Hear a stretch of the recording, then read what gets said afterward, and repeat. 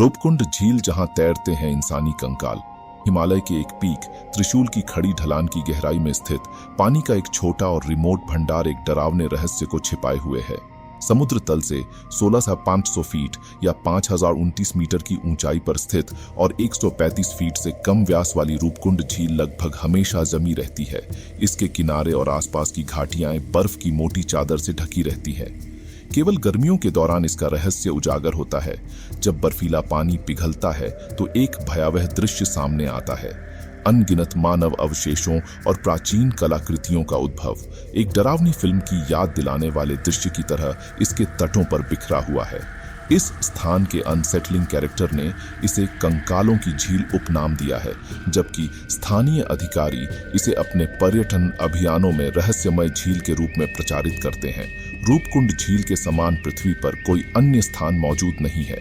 इस दिलचस्प झील के बारे में कुछ चौंकाने वाले तथ्यों के माध्यम से इस जटिल प्राचीन रहस्य को समझने में हमारे साथ शामिल हो जाइए। रूपकुंड झील की खोज 1942 में रेंजर एच.के. माधवाल रूपकुंड झील में कंकालों की मौजूदगी की रिपोर्ट करने वाले पहले व्यक्ति बने। यह खोज एक पौधों पर संशोधन करने वाले अभियान के दौरान हुई, जब उन्हें और उनके समूह को अनएक्सपेक्टेडली इस भयानक दृश्य का सामना करना पड़ा। माधवाल ने उस चौंकाने वाले दृश्य का सजीव वर्णन किया, जिससे उनकी सांसें थम गईं। ठंडे क्लाइमेट ने अवशेषों को उल्लेखनीय रूप से संरक्षित किया था। कुछ हड्डियों में अभी भी मांस और बाल बरकरार थे।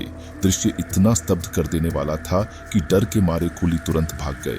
उन्हें विश्वास हो गया कि वे एक सुपरनैचुरल रियल्म में पहुंच गए हैं। माधवाल और उनके सहायक ने आगे की जांच करने का फैसला किया।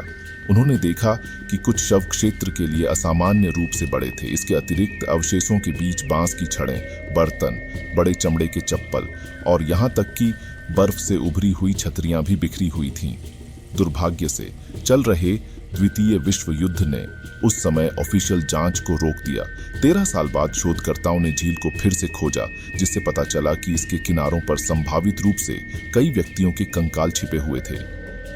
नंदा देवी के बारे में एक लोकप्रिय लोकगीत। ऐसी धारणा है कि देवी नंदा देवी के बारे में एक लोकगीत है जो झील में मिले कंकालों की रहस्यमय मौतों के बारे में जानकारी प्रदान करता है। यह गीत राजजात तीर्थ यात्रा के दौरान की एक घटना का वर्णन करता है, जहां एक राजा, उसकी रानी और उनके अनुयायियों ने नृत्य करने वाली लड़कियों की उपस्थिति से पवित्र वातावरण को अपवित्र करके नंदा देवी को क्रोधित कर दिया था। प्रतिशोध के रूप में नंदा देवी ने नर्तकियों को पत्थर में बदल दिया और बाद में बाकी लोगों पर लोहे की गेंदों की वर्षा करके उनका संहार किया।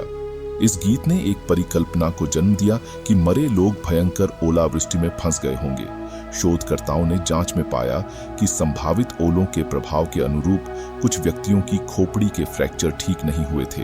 कंकालों पर शोध करने वाले एक शोधकर्ता ने निष्कर्ष निकाला कि इतने सारे लोगों को एक साथ ऐसी ही चोटें लगने का एकमात्र उचित कारण आसमान से कुछ गिरना था।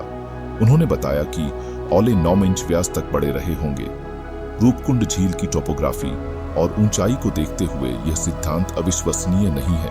यह क्षेत्र अचानक और भयंकर तूफानों के लिए जाना जाता है, जिनमें फंसे लोगों के लिए कोई आश्रय उपलब्ध नहीं होता।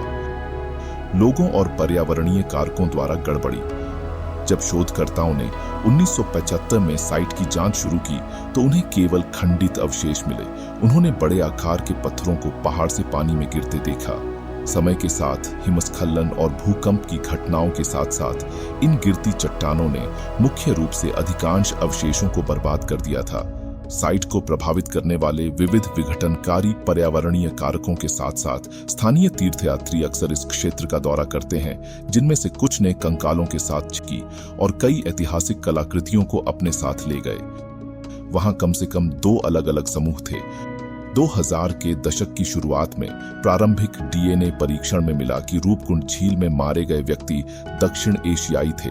रेडियो कार्बन विश्लेषण ने साइट के पास की हड्डियों को लगभग 800 ईस्वी पूर्व का बताया, जिससे मृत्यु का कारण सिंगल मैस इवेंट रहा होगा। हालांकि 2019 में नेचर कम्युनिकेशंस में प्रकाशित एक स्टडी ने इस कथा को चुनौती दी। इस स्टडी में भारत, संयुक्त राज्य अमेरिका और जर्मनी के 16 संस्थानों के 20 शोधकर्ता थे।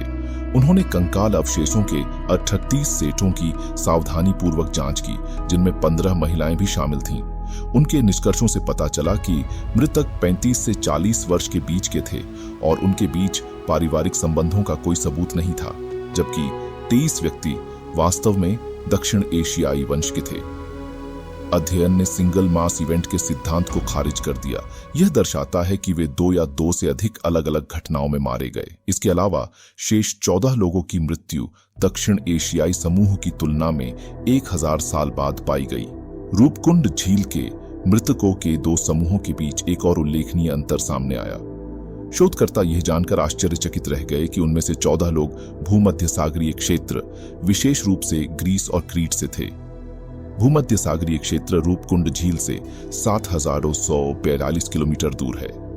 एक प्रचलित सिद्धांत ने सुझाव दिया कि ये व्यक्ति किसी सेना या व्यापारियों के समूह का हिस्सा रहे होंगे। किसी महामारी के शिकार या तीर्थयात्रा के दौरान दुर्घटना।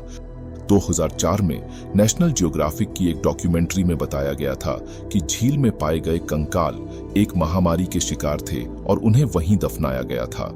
हालांकि यह कल्पना बाद में अस्वीकृत हो गई, क्योंकि शोधकर्ता एक बैक्टीरियल पैथोजन के किसी भी लक्षण का पता लगाने में असमर्थ थे जो मौतों का कारण बन सकता था।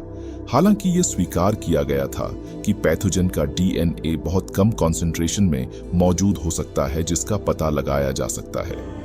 बाद की जांच से पता चला कि दक्षिण एशियाई समूह 7वीं और 10वीं शताब्दी के बीच हुई अलग अलग घटनाओं में मरा था, जिसने मास डेथ सिनारियो की पहले से प्रचलित धारणा को चुनौती दी। इसके विपरीत यह अभी भी व्यापक रूप से माना जाता है कि भूमध्य सागरीय समूह की मृत्यु संभवतः एक तीर्थयात्रा के दौरान एक बड़े पैमाने के कार्यक्रम में हुई थी। झील पर दुर्घटनाएं और आत्महत्याएं। अन्य सिद्धांत रूपकुंड झील के पास एक खड़ी ऊपरी एज के अस्तित्व का प्रस्ताव करते हैं, जिसे मौत की गली कहा जाता है। जूरा गली एक मनोरम दृश्य पेश करने वाली एक सीधी छोटी है। सदियों पहले यहाँ बड़ी संख्या में आकस्मिक मौतों के कारण इस क्षेत्र की तीर्थयात्रा प्रतिबंधित कर दी गई थी। ऐसी भी मान्यता है कि कई तीर्थयात्रियों ने आत्म बलिदान के लिए रूपकुंड झील को चुना। तीर्थयात्रा के रास्ते में विभिन्न पड़ावों और तीर्थ स्थलों पर शिलालेख कुछ तीर्थयात्रियों के वहां अपना जीवन समाप्त करने के इरादों का विवरण देते हैं। संशोधन अभी भी जारी है।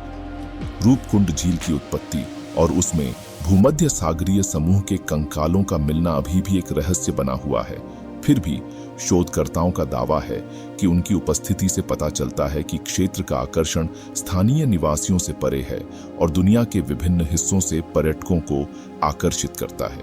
पेंसिल्वेनिया विश्वविद्यालय में मानव विज्ञान विभाग की अध्यक्ष कैथलीन मॉरिसन ने सुझाव दिया है कि समूह कहीं और नष्ट हो गया था और उनके कंकालों को स्थानीय निवासियों द्वारा उन्हें जानबूझकर वहां रखा गया होगा।